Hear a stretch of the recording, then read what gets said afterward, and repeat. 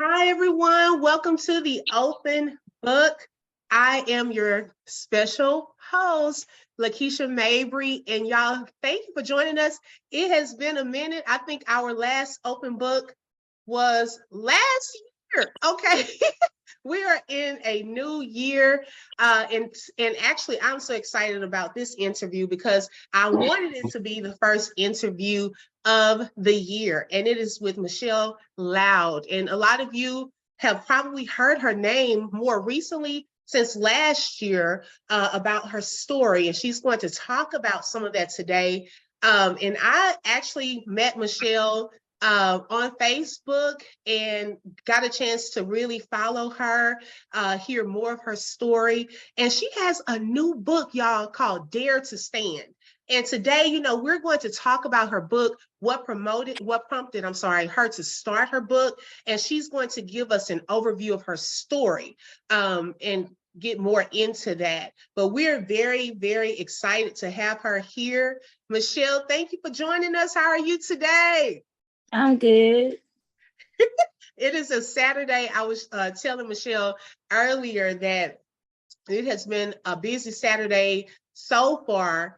And I just wanted her to come on. And I know it's busy for her as well. So we thank you for coming to the open book to share your story and to talk about your new book, Dare to Stand. So Michelle, I remember, I don't know, you could probably remind me of the year when the video came out, when you were in your car and you were crying, and this was like the major turning point where a lot of us heard this story. Because this is the open book, we believe in being transparent. So some of the people may have felt like I did, like, who is this girl?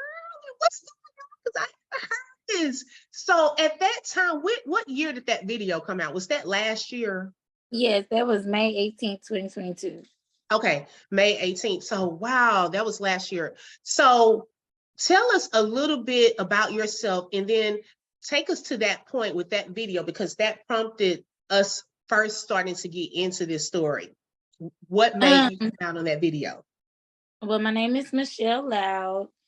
I'm a mom of 5, and I'm also a licensed cosmetologist, and currently studying law as well as medical billing and coding.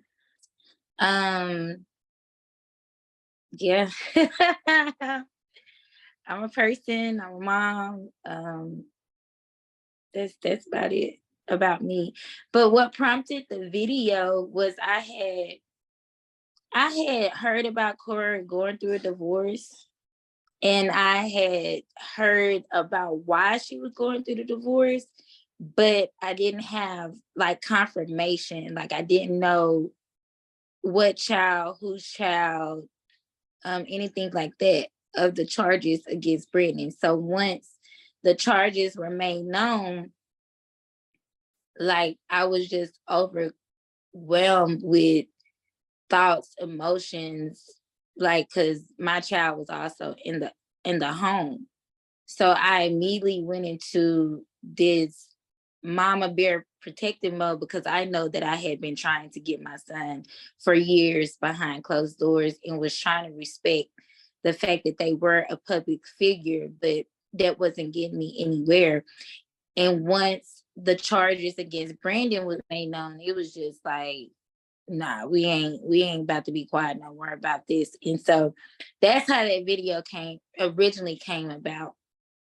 I think I had just got to the point where I was tired of, trying to, I don't know, I wouldn't say do things the right way, but I guess you handle people how they handle you.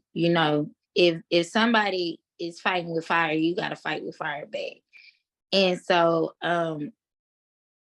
that's what happened. I was very, very, very much so concerned about my son, even more at that point. And I just had to let it be known, y'all got all this stuff going on, and y'all taking people kids, and I ain't the only person kids y'all tried to take or took. So it was that definitely. Okay, and then just to kind of take you all back, when I first saw the story, and Michelle is talking about her son Jason, and she'll get more into the overview of that.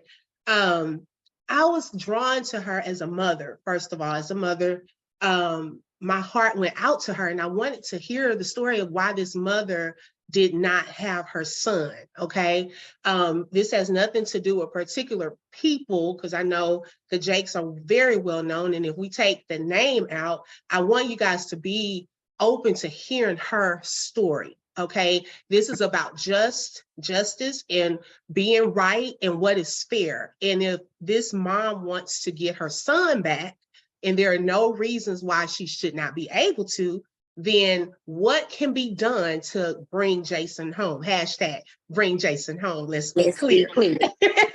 That's what Michelle always says. And so I started, right. You know, I kept that ear open to this story, and I followed Michelle since that first video. And when I tell you guys her story, she's very transparent. Her story has not changed. Okay. You know how, like, sometimes, and this the open book, we're transparent. Sometimes we hear these stories and we're like, we're waiting for a person to say something that contradicts something that they said. That has not happened. Okay. And so I want you guys today to really hear her story. And I have a picture I wanted to show. And y'all, I'm not just a high tech person, but this will do. But this is a picture of Jason, Michelle's son. That's the last time I seen Jason physically. Wow. So how old was he? Last time. This was in 2018. Wow. So I think he was 4. Okay. He was 4 years old in this picture. Oh my goodness. So this is her son, Jason. He was 4 in this picture. Okay. Mm-hmm. And then this is Cora Jakes. Those of you who do not know her, she is the daughter of Bishop T.D. and Lady Sarita Jakes. Okay. So that kind of brings us to this part in the story of how, kind of tell us, how did you all meet and where did this begin? We met at church. I was like 10, 12 years old, and we met at the Pirate's house. My mom had a friend that went to the Pirate's house. Well, she was visiting the Pirate's house, and then she eventually joined the Pirate's house, but we were still like visiting because we had our church back home, Church Philadelphia, but my mom was like, God is transitioning us to move church homes. And so I had did like a program for the church with the dance ministry because I'm also a trained dancer.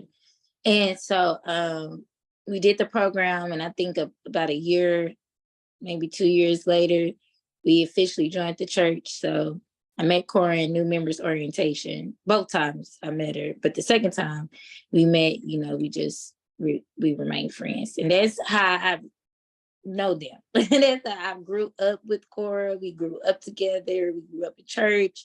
We hung out outside of church. We lived together more than once. So I'm not just a random person. I was her friend always. I know now as an adult that it was a very one-sided friendship. But yeah, that's how I know them. And Cora was my oldest daughter, original godmother when I had her. So, yeah, that's how I know her. Okay, so let's go back to when Jason was born. Okay, so y'all had known each other, and did you stay with them a little time? How did she get connected to you and Jason? We reconnected. I believe it was Easter 2014, and it was at the church had did like a Easter egg hunt or something like that at a park or whatever. And I like ran into her and we began talking, and I was already at a low place in my life at that point in time. I was pregnant. I was depressed. I didn't want to be pregnant with my 4th child. I didn't want to be pregnant at all. Okay. As a woman, I just want to be transparent and clear. Like, a lot of women deal with that they get pregnant and it's not something that they want at their present time in their life. And at that time, I was like, I'm already low, I have a lot going on. I'm not stable. I'm not financially stable. I'm going through with my kid's dad. Like, I just felt ashamed. I felt embarrassed. I felt like this is not supposed to be my life. Because of people that know me and know where I come from, I felt like I was a big disappointment. And this is all while being pregnant. So I was depressed and everything like that. And I just began to tell her like my thoughts, my feelings, my emotions, because I felt like I had let a lot of people down. And she prayed with me. She prayed over my belly and she was like, I'll be here for you. Whatever you need, call me. So when I went into labor, I didn't have anybody else I could call. Yeah. My mom couldn't go to the hospital with me because she was there with my kids. And I didn't want to have Jason by myself in the hospital. And I didn't want to be by myself in the hospital. One, because it's really scary. And two, childbirth is really serious. Anything can happen in that room with the mother giving birth. And I didn't want to be alone. And so I called her. And I was like, I'm going into labor. I'm getting ready to have Jace, my baby. And mind you, I had already had Jason's name picked out. Okay. I had already had his name picked out. I named him after my brother. Now, I at named this him. time, I'm sorry to interrupt you. So at this time, Michelle, you had how many kids? I had 3 and I was pregnant with my 4th. Jason is my 4th. So that can be like, as a parent, overwhelming already, because when you already very much so. I'm single. I'm single. I essentially don't have a place to stay that's in my name. I'm in between work, right? 2014, I'm a fresh convicted felon. Like, I came out of, and listen, I only did 3 weeks, but it felt like 3 years. I can imagine. So, it felt like 3 years, girl. So there's 3, and then just going through a really, really hard time in life. And then I'm battling depression. It was like I was a high function depressive person, right? So I'm battling depression. I'm trying to figure out how to take care of myself and the 3 kids that's already here. And now you add another baby on top of that. So then me and my mom's relationship wasn't good. I didn't have the support that I needed. And so, yeah, it was like, this couldn't have happened at the wrong time. But for me personally, I am pro-choice, but I also don't believe in getting abortion myself. So I feel like if you laid in that bed, you make that bed. Or, you get in there, you handle up on your responsibility. So I wasn't going to abort my child. I knew that. I wasn't going to give my child up. I knew that. But it was just like, damn, God, like right now, right now, so much going on. So it was really like one of those situations. Okay. And so from there, and I was sharing with Michelle earlier that I also can connect with her on that aspect, because after my son Micah was born, my mom passed away 4 days after that. And so I was going through that postpartum depression is really real. Right. It's really real. It is really real.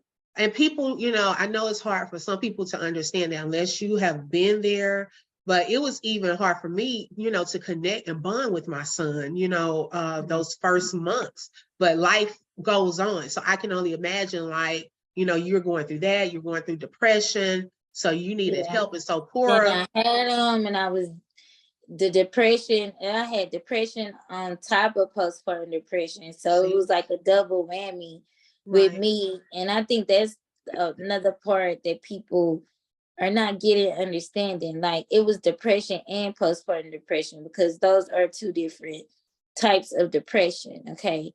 So then I had that as well. So it was a lot, mentally, physically, emotionally, spiritually. I wasn't in my word as much. I wasn't praying as much. It was just, girl, it was a lot. It I was. know. And that's what, I'm glad that you explained that, because people want to know, like, why didn't she just take her own child? Like, so It's going not that into, easy. right. It's not that easy. It's not that easy when you are already in a vulnerable state of mind. You're not yourself. So the person who you are, strong minded, the person who you are, don't take no crap, don't take no shit. That person is not the person who you are when you're in a vulnerable, weak minded state of mind. Okay. You are easily manipulated. You are easily coerced, because you're in a depressive state. Your emotions, it's almost like your hormonal emotions when you're pregnant. It's the best way I can describe it. You're easily,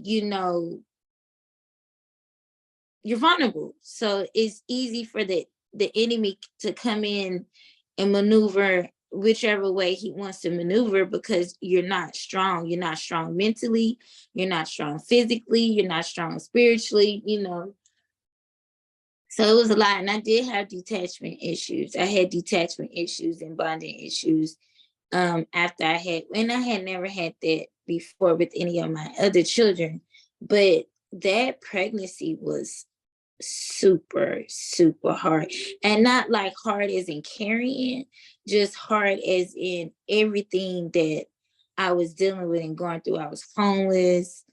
I was staying in a hotel. I was trying to fight for my family, move back home. I had stayed with my sister when I moved back home. Then, that went left and I had to go stay with my brother. That went left and I ended up back at my, then I went back to where my children's dad stayed, and ended up staying in a hotel out there. You know what I'm saying? It was a lot, and it was all because people wouldn't lease to me because of my background, not because I couldn't work, not because I had evictions, because I've never had an eviction, I've never had a broken lease. I've always paid my bills on time. Okay. So it wasn't because of any other thing, it was simply because I had a background. So I went from working in corporate America, working with Fortune 500 companies, having, a condo on the Southwest side in the city. I ain't gonna say the city I was staying in, but in the city I was staying in, to hitting rock bottom, to not having nothing, not even a car, so that was a lot. That was a lot. That was a hell of a lot. It was new territory. It was something that I wasn't used to. Because when I moved out of my mom's house, officially when I was 20 years old, I moved out. I moved out. I went to another city. I was working. I had like 2 or 3 jobs, had my own place. Life is good. And then things happen and I hit rock bottom. So to hit rock bottom, a place that I hadn't been to ever before as an adult, was a lot. And being pregnant on top of that. So yeah, that was a lot. And so when I had Jason, I did go through like detachment, like it, and I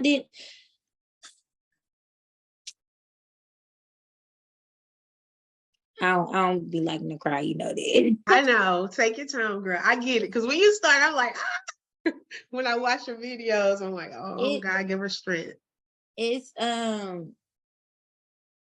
it's not an easy thing to deal with, it's not a easy thing to overcome. And I felt really, really bad, that I didn't have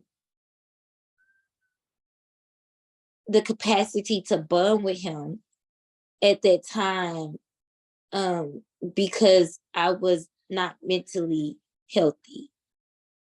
And that really fucked with me.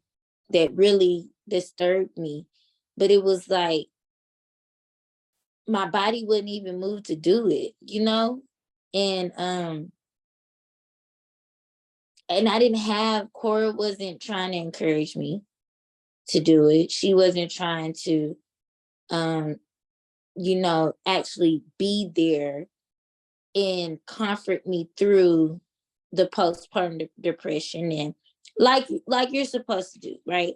If a woman is dealing with postpartum depression, and let's say you have a husband, you have a wife, because living in that day and time, you have a husband, you have a wife, you have a mother, father. They're the helpmate you through to navigate through that postpartum depression. So if you're like, you have detachment issues like I have, they're there to, after you feed the baby, bring the baby to you, even if you're not gonna hold the baby, they have the baby sitting by you, that type of thing. Like, it was none of that. It was none of that. It was no comfort, no, this is your baby, I'm just here to help. It was words, but the actions was not there. So during this time, were you living at Cora's? For those that haven't heard like your story. I didn't stay with Cora after I had Jason. I didn't stay with Cora until 2016. Jason was born in 2014. Right. When we started court battling for Jason, he was 2 years old. So that was 2016. And that was a 2-year battle. So by the time we finished, he was 3, but he turned 4 that May. And I've been fighting since 2016. We're in 2023.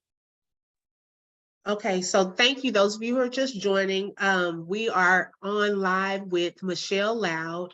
She has a new book called Dare to Stand, and we are discussing an overview of her story because she talked about so many details in her book of this whole story. And also, I'll give a shout out to Whitney D because I was watching that interview. But Whitney D TV, Michelle went into a lot of details, and it really gave me some missing pieces to the puzzles of some things I was still wondering, because not that you been inconsistent, but you tell more of this, like things more and more come out as you share your story. And I also see your healing process, through this, because now, like you said, you don't like to cry. Let me just stop you right there. Coming out, like, and when I say coming out, let's be clear, putting a name on it, because I've been talking. And if you really go back to 2015, I made a status and said, what do you do when you feel like you've made the wrong decision? Okay. That's originally when my mind started, I guess, coming back to, and not originally, but like when I started like really like, Michelle, something ain't this, it's not right, it's not adding up. So that was 2015. So that was actually a year after my son was born. So it's not that I just woke up one day and was like, oh, I want my baby. No, it's not. No. Okay. I'm glad you clarified that, because that was one of the questions. Like, we're just hearing about it, but you've been fighting behind the scenes a long time. A long time for this. A long time. A very long time. And I've been vocal about it. I just didn't put a name on it until the allegations against Brandy came out, because that took me, honey. It took me, because I know the kids that I got, that I'm raising in my household, and who I let have around them. Baby, I do external background checks. I don't even bring, if I'm talking to a guy, you can't come around my kids. You can't even come to my house, boo. It ain't giving that. Like, I'm not that parent. My kids can't go spend the night over people's houses. I don't even do sleepovers in my houses. Y'all not being left unattended. Keep these doors open. I'm very much so old school. It's giving old school. It's giving very old school. And I'm very attentive to my children. I'm there. I'm present. Right. I'm not an mother. I'm not on drugs, never been on drugs. So when And that came out, Brandon is, for those that don't know, Brandon is Cora Jakes' ex-husband. right. And that's not Jason's father. Can you clarify that? No.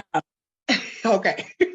For those that were wondering, Brandon is Cora Jakes' ex-husband. Really be hating to tell people like y'all so damn slow, dumb, stupid, and retarded. If y'all think this man my child's father, y'all just running with whatever somebody say. You know, that ain't even no real journalist. Y'all just running with that narrative and y'all just taking it to the moon. Like sometimes you gotta make something make sense, okay? You gotta make something make sense. I didn't even know that man. I wasn't there when Cora got married to that man. If that man was walking down the street, I had never seen him before. Like Kiki Palmer said, I'm sorry, sir. I don't even know that man. I don't know that man. I didn't know that man. I met that man May 24th, 2014, the same day I was leaving the hospital, and she brought Brandon up. And you know what? When I think about that, we can get candid real quick. When I think about that hospital stay, okay, from the time I had Jason, Cora was just over my son, okay, just over him, snapping pictures. Like if I set him down, she picking him up. Like she's telling me, "Oh, I got the baby. It looks like you're dealing with postpartum depression." Telling the nurses that as well. So I was really wondering why she brought her husband, whom I had never met, to the hospital. Now, boom, it's a video. And then Cora says, I don't know if she's talking to Sarah or she's talking to somebody. And she was like, I picked Amari out and I brought my husband to the hospital and he picked Jason out. Okay, so now yeah, I'm gonna go find that video. I think it's on that video. You don't have to birth a child to be a mother or some shit like that. I don't know. I have to go find it. That bitch. I mean, Lord, that girl said that. She said that on that video clip, and my mom was like, "Bitch, started this shit from the fucking beginning. You brought your husband and you manipulated your husband. I don't give a damn which. All right, we'll get into that later, but the manipulation definitely started there. You bring your husband to the hospital was not a look, honey, this is my friend. She just had a baby coming. No, you brought your husband to the hospital to set up the play. I don't know what you went back and told him before you brought him to the hospital, but you brought him back up there to set the play because it wasn't no purpose for him being there. But anywho, that's the day that I met Brandon. It was May 24th, 2014. So I didn't know Brandon prior. In order for Jason to be biologically his, that means I would have had to know him because I had Jason at 8 months. I have all my children at 8 months. I don't know why I asked Lord. That means 8 months prior to me having Jason, I would have had to know you. And not just known you, but had sexual intercourse with you. 8 months prior to me having Jason, you were still married to Cora. So that means that I would have had an affair with you and got pregnant. Because Jason wasn't no surrogate. He wasn't a surrogate, baby. And I'm just like, y'all gotta think. I just told y'all I reconnected with Cora in April or March of 2014. My baby was born in May. Where would I have seen Brandon? Brandon is not Jason's biological father. And when you see me and his dad, Jason looks like his parents. He definitely looks like you too with the dimples. Yes. Oh my goodness. Okay, so bring us up to the part of you losing custody of Jason. What happened with that part? I mean, which like, okay, because from the time he was born and now coming up to now he's with Cora, how did that happen? A lot of people don't know how she that said that took she place. was there to help me. So it was kind of like, the best comparison I can do is like a baby mama, baby daddy. Although she was the godmom, and the aunt. So when you say you helping me, that means when I need you to get the baby, you get the baby. If you know what I'm saying, like if I need you to drop him off to the daycare, can you drop him off? Because I'm not able to do it because I'm working or whatever. Like you're helping, okay? So it was one of those type of situations. Never, Cora, I want to give you my baby. She planted those manipulative seeds in. So I guess because she already had in her mind what she was going to do, she knew that she had to act swiftly, because postpartum depression, depending on the woman, it can last 5 days, it can last a couple years. It just depends on the person. So she knew she had to act swiftly, because she didn't know what type of time frame she was on for me to still be in a vulnerable state.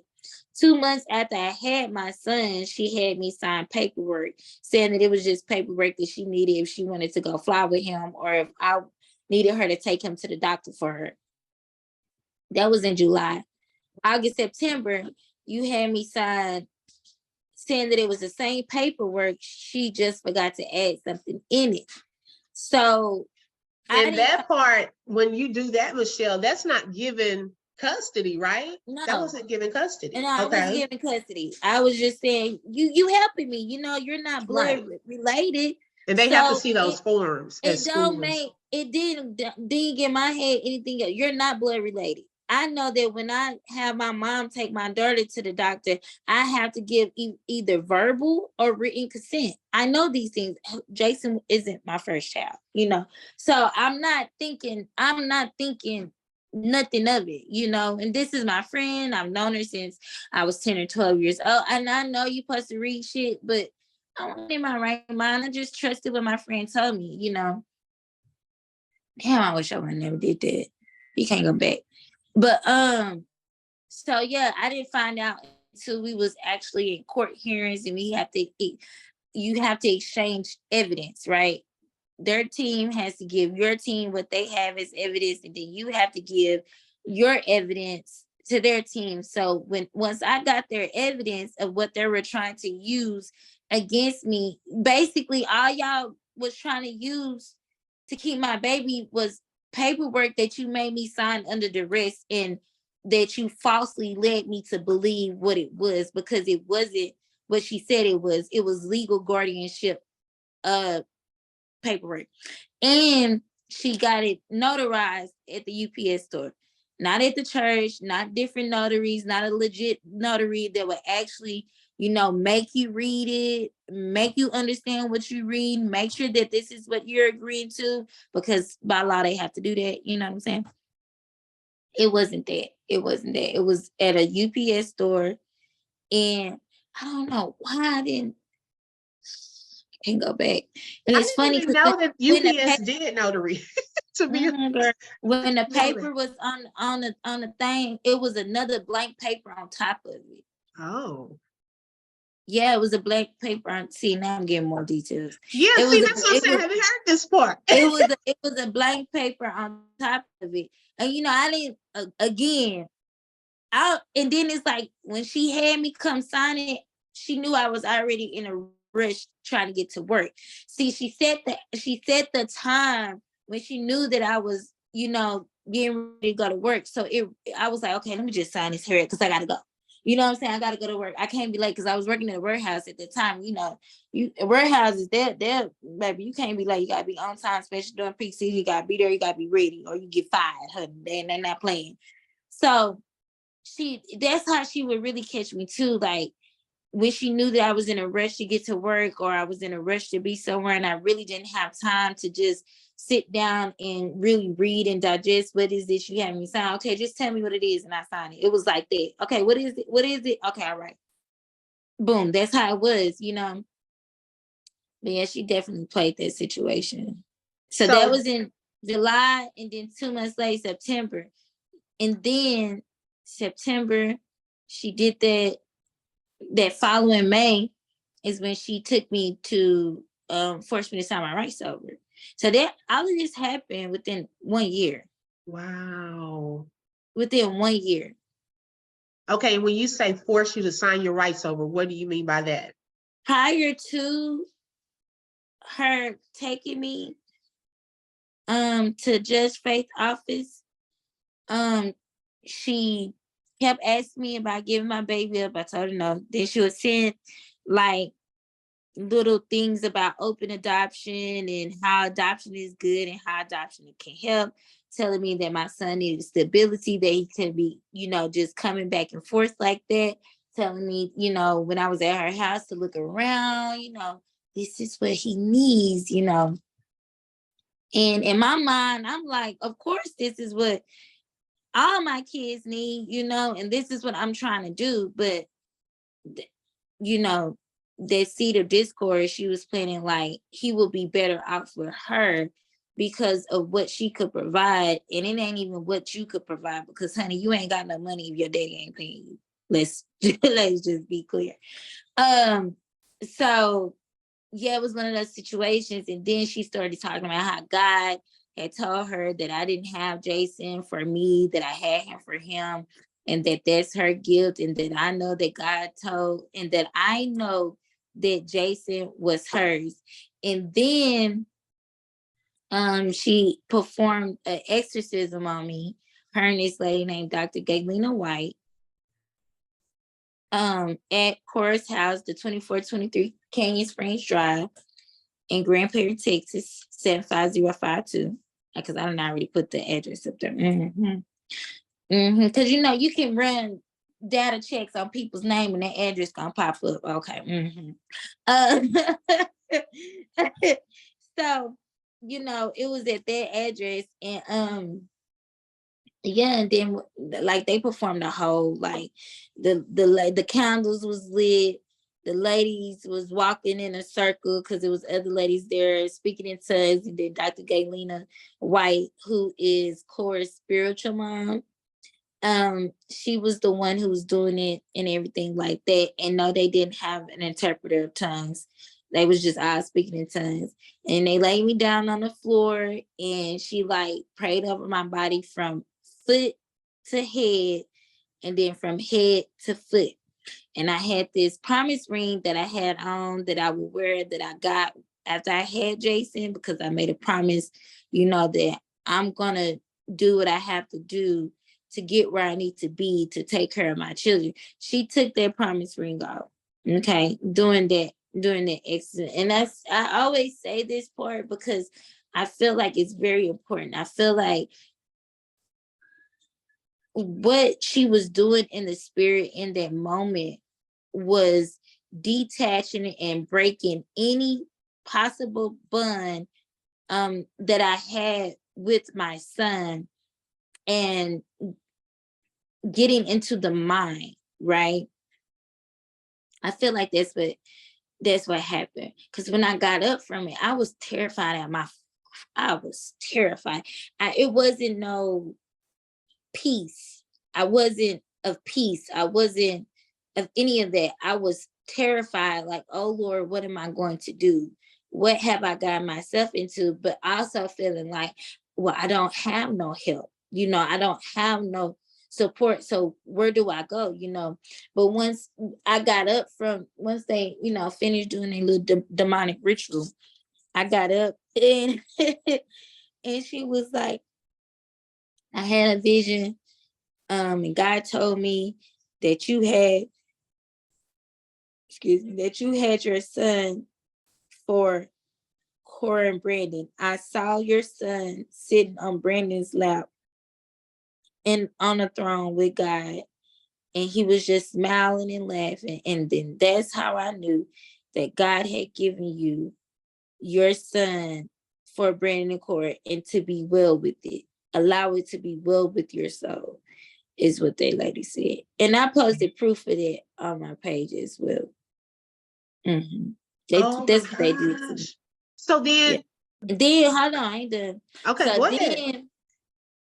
So then, I was still trying to figure out like how to get out of this. Now I'm scared. Okay. Now I'm like, y'all people is crazy. What is going what? like, how do I get my baby and how do I remove myself? So in my mind, I'm trying to come up with different plans, but not like where it's noticeable. You know what I'm saying? Because I'm really scared out of my mind at this point. So then Cora, a couple months later came. I don't really remember if it was before the exorcism or after the exorcism. But what is the fact and what is true is that she called me over to have dinner because she's always cooking. And when I got over there, we was chilling, whatever. And then she made me go upstairs. Well, not made me, but was like, come upstairs in Brandy's office. So Brandy was already in the office. Once we got up there, wasn't any lights on, just the projector that was on. And when we got in, she shut the door and she locked it, slammed me up against the wall, and told me that if I did not give her my baby, that she was gonna take him from me. That's what she said. If you don't give him to me, I'm gonna take him from you. That's how I can laugh about it now. But in that moment, I was terrified. That's exactly how she did it. Dramatic and all. That's exactly how she did it. Mm-hmm. She did that. And then after that, May comes. I'm trying to like get through the story. After that, May comes and she calls me over again. And it's time me and the kids, we come over to the house. And she was like, Michelle, I want you to ride me somewhere. This is the day after we came over to eat. And I'm like, okay, I'm not, of course, thinking nothing of it again. And again, the Cora, now she's talking, right? And the things that she's talking about, it should have gave me pause on what the fuck was going on. But again, my mind was so out of it. Like in that time, I was just constantly thinking about how can I make as much money as I need to make to get me and my kids a place to stay. That was the only thing on my mind. So even when people were talking to me, I would hear you, but I wouldn't be listening because in my mind, I'm thinking about getting out this hole that I'm in, getting out of this dark place I'm in, getting out of this struggle that I'm in, and it was a constant thing on my mind 24/7. But some of the things that she was saying on the way there was like, we love you and we love Jason, and Jason is always going to be well taken care of. I'm always going to be here for him. These are the type of things that she's saying leading up to us going to Judge Faith Johnson's office. Now we call her Judge Faith because she used to be a judge, but at this time she's a lawyer. Okay. So she's saying all these things, I'm not really thinking no, I'm just thinking like, okay, thank you, I appreciate it, whatever. Well, we get to the office, that heifer saying that shit because she finna force me to sign my rights over right then and there. And that's what she did. And when I didn't want to do it, she got up from her seat and she came over there to me and firmly pressed her hand on my back and told me that I was gonna do it. I shall do it. I will do it. It wasn't, no, we're not walking out of here unless you signing your rights over. That's the energy she gave. Mm-hmm. So in that moment though, what made you like, was it anyone you could like kind of ask for help during the She court? secluded me. She secluded me. Through that whole time, like Jason's first year of birth, she secluded me from my family. She made sure that she kept planting negative seeds about my mom in my head, about my sister. Like if me and my sister got into an argument and my sister like would share, whatever she would to Cora would then bring it back to me because she knew I didn't like that, right? So she would be like, look what your sister's saying, stuff like that. So of course that's naturally gonna make me be like, well, I ain't finna, what I'm saying, fuck with my sister, right? So she'll do stuff like that to seclude me from my family, to make me feel like she was the only person I had in my corner supporting me and my son Jason. And when I look back on it, like, you wasn't worried about the other kids. You wasn't worried about the 3 kids before Jason. Hell, you wasn't even worried about the kid after Jason. You was only worried about Jason. And if I'm so unfit to take care of Jason, then I'm unfit to take care of all of them. I'm unfit to take care of all of them. If I'm so unmentally stable for one, I'm so unmentally stable for all of them. But she wasn't concerned about all of them because they wasn't the babies. Jason was the baby, and she can't have kids. So she wants to get kids by any means necessary. Yeah. Wow. And so that was the day that they obtained custody, her and her husband, of Jason. Illegally, though, Mm-hmm. because it's just a sheet of paper at that point in time. It's not a legal sheet of paper until the judge terminates the rights. Only a judge can terminate the rights. Only a courthouse can terminate rights. And they can only terminate rights if the child has been abandoned for 6 months or more. And if the parent doesn't contest to the rights being terminated, which wasn't the case. So my rights should never got terminated at all. And Jason's dad, his rights was definitely illegally terminated. Where was Jason's dad during this time? Like, and that's the thing that I don't understand. Y'all know y'all didn't do right when it came, for sure didn't do right. And I don't want to, y'all better not bring, when we go to court, let me tell y'all something. Y'all better not bring up some news clipping that y'all tried to say that y'all put out in 2018, because that's a motherfucking lie. There's Photoshop, y'all copied it, y'all scanned it, y'all did whatever y'all did, because y'all can't even tell me Jason's dad's name, number one, his birthday, where he live, and where he from. You can't, I mean, I know, but y'all can't, so you can't tell me that you didn't put no PSA out on the internet, on Facebook, on social media. You didn't send no certified copy mail to his address. Like, you didn't make it known to this man that that it was a court battle going on concerning the rights of y'all child. Y'all know y'all didn't do this. So I don't even, this is what angers me the most too. You can put me aside, right?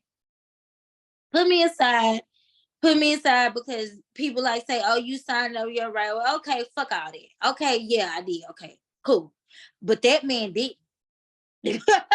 And that's a big factor. Yeah, that man didn't. Y'all didn't even come look for this man. Y'all didn't even search for this man. Y'all didn't even contact this man. Y'all asked that judge the last day when y'all manipulated and forced me into agreement yet again through the court system, okay? Because we can get into that too. Y'all, they lawyer asked the judge without having to show any proof that she had did her due diligence according to the state law in the penal codes, okay? Because your girl know the law now, okay? So according to the state law, the rules in the penal codes of Texas, that she did her due diligence trying to find this child's father and was unsuccessful. And so now she's asking the court to grant to grant termination of his rights and any potential father's rights. She didn't say that. What she said was, Your Honor, we want to ask you to terminate the father's rights as well as any potential father's rights. The judge was supposed to come back and say, have you did X, Y, and Z? And where is the evidence that you did X, Y, and Z so it can be put into docket? That's how it's supposed to go. Them motherfuckers didn't do that. So they know either way it go when it comes to Jason, all the way around, they was wrong. They manipulated the courts. They paid off the lawyers. They paid off the judge. The judge who presided over the case immediately retired after our case. Are you serious? My lawyer, let me tell you, this is another shit I ain't sure. My lawyer name was Jerome Stursky, okay? That was my original lawyer. That man, when I started back fighting for my child, like pro se, I ran into him.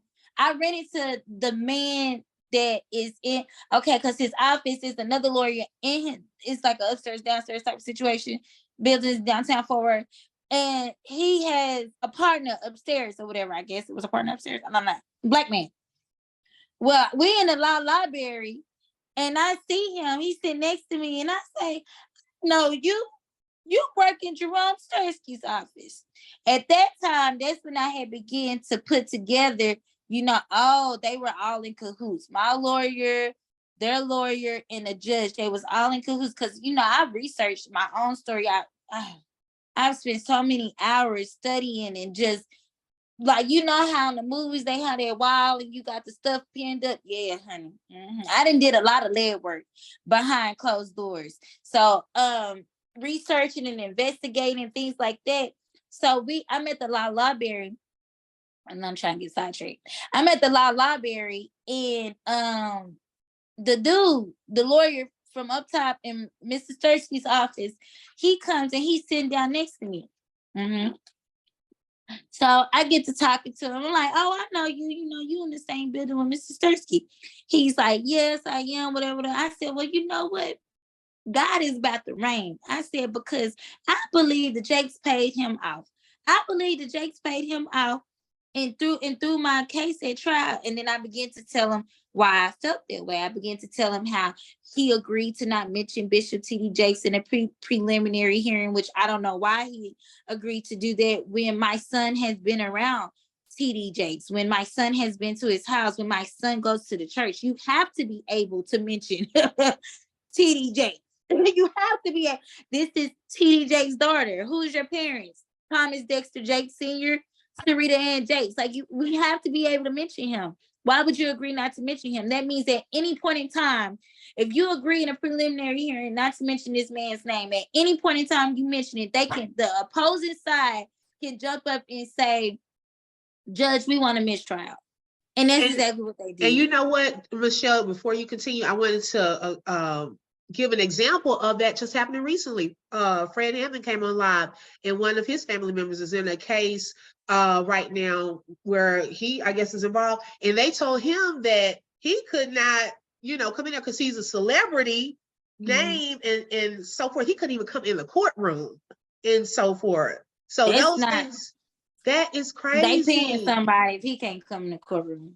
I was like, wow. So, okay, I'm sorry to interrupt, but yes. But yes, so they was like, I was like, you have to be able to mention this man's name. But see, in this case, it was just basically, if their lawyer agreed, then they would have been able to mention name. And if they didn't agree, the judge could have overridden.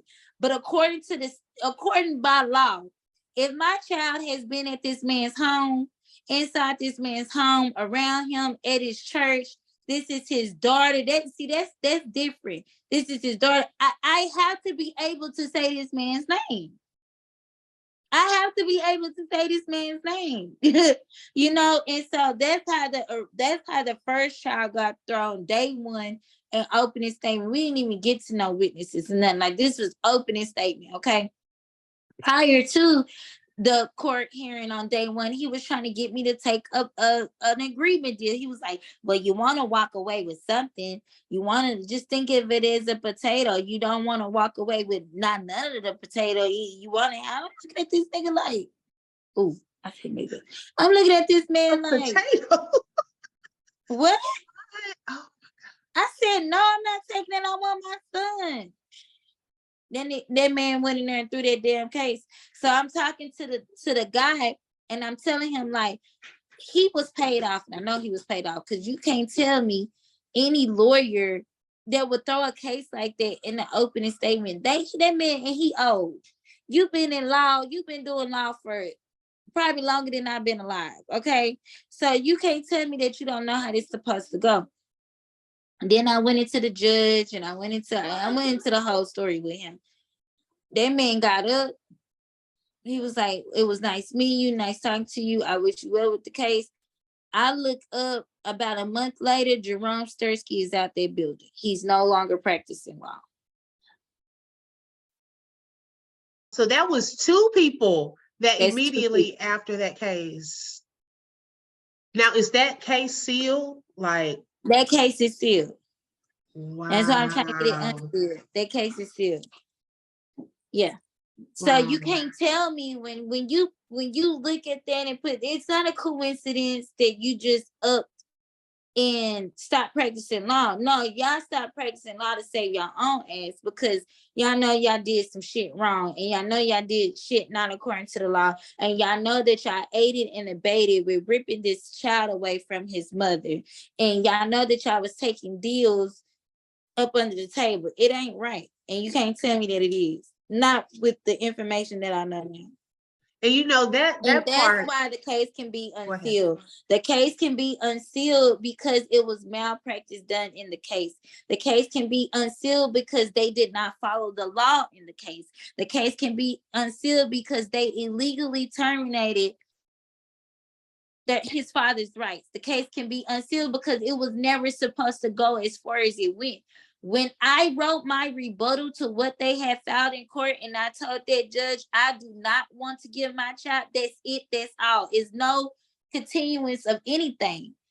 It's no continuance of anything. If I say, and I hadn't abandoned him, my baby hadn't been with him for 6 months or more, my baby was with me, I was taking care of him, I was providing him, and could provide proof that I was still doing that. He was still on my insurance. Okay, that is a big deal in Texas. Okay, that provides proof when you insure your children, men.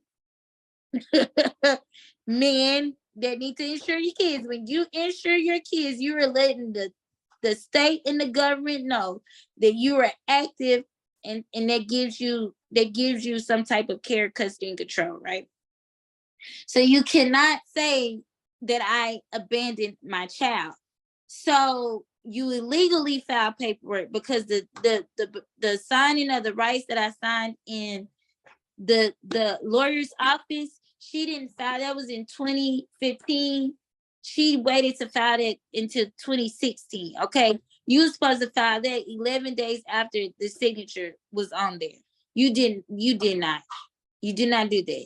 You waited over a whole year to file it, and you only waited over a whole year to file it because y'all didn't think that they didn't think that they was gonna have to file it. But once I started realizing what the fuck was really going on, and I started making some moves, and the day that I had got Jason that September, I knew something was off because I had got him, and she had an iPad with him when she gave it to me. I turned that bitch off. You ain't finna track me with my son. Bitch, is you crazy?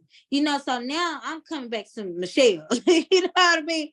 Now at this point, now I'm not I'm not, no, it's like, bitch, what's up? Because now I know what the fuck, you know what I'm saying? Now I know. So you came to yourself. Yes, I was aware. I was aware, honey. And then it's like everything that happened with that, and I was just like, okay, I'm gonna just do it the right way. So I was gonna initiate in the courtroom because I was under the impression that when I signed my rights over that was it, not knowing that I still had my rights, not knowing that I could have kept my child, not knowing that. I'm thinking, and my family didn't know either because she secluded me, so I wasn't talking to my family. I wasn't letting them know what was going on. I wasn't letting them know all the things that she was saying to me and how she, would have me. So they didn't know, they didn't know, my family didn't know. And so, yeah. And so once I found out that it was just a sheet of paper, I was like, okay. And so I was given advice to go check the records in the courthouse to make sure that it wasn't filed. And if it wasn't filed, then that's basically just a sheet of paper. And I could go get my son right now if I wanted to from her address and call the law and get him. So when I did that, when I went to go check the records, that's when I found that they had filed in court the same day that they dropped Jason off to me, filed in court the termination of rights. So y'all, again, they be setting shit up in motion. And I feel like she did that because she realized, okay, Michelle is coming back to herself, and she's not gonna go for this. She's gonna, because she already know I'm smart. I'm smart as hell. I'm a very smart individual. I'm very intelligent. I'm very intellectual. I'm very cultured. I graduated when I was 16 years of age. I'm not dumb by force. There's nothing dumb about me. I might talk crazy a little bit, might cuss here and there, but I'm very smart, can break you down, very college educated. And that whole know that. Okay, so she tried to hurry up and get stuff in motion. You know what I'm saying? But once I found that out, I immediately filed a response. Once I filed my response and said, this is not what I want. And not only that, they're lying in this affidavit, because in the affidavit, they said that he had, hey,